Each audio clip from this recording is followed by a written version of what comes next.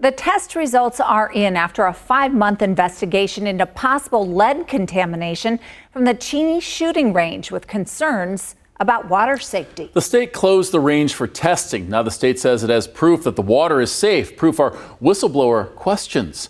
Pilar Pedraza has this Cake News Investigates follow-up. The Cheney Shooting Range closed for months now, waiting for the test results that could determine its future. Is that lead migrating off the property?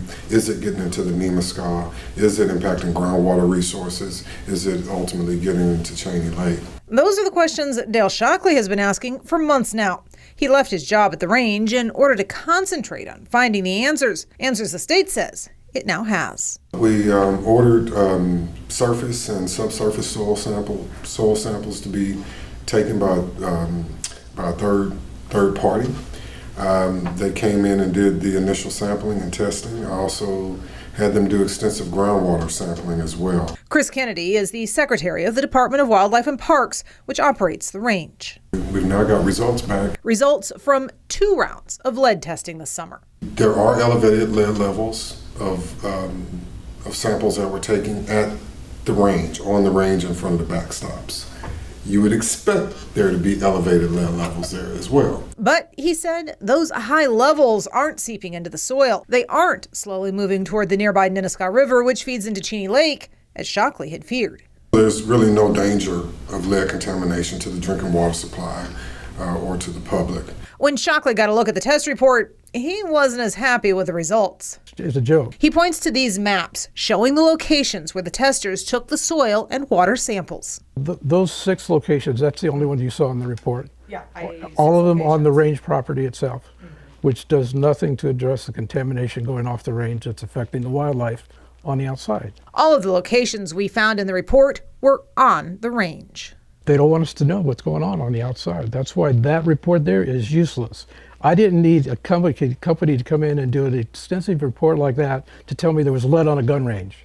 But the state did do some tests here at the river as well, surveying the wildlife in it, especially those that are sensitive to lead.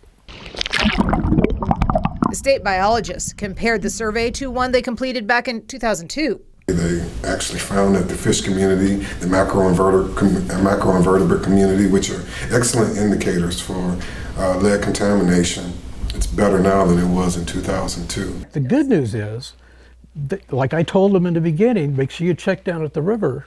We know that it's okay down to the river.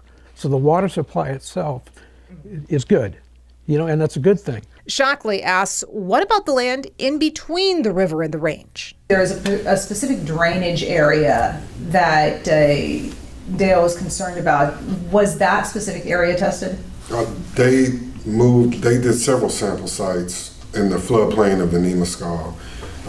You have the range and then you have the floodplain and then the river, and they took several sample sites throughout that floodplain area. Exactly where, I think it would be indicated in that report that I handed you. A question Shockley feels the state hasn't answered yet. Pilar Pedraza with this Cake News Investigates follow-up.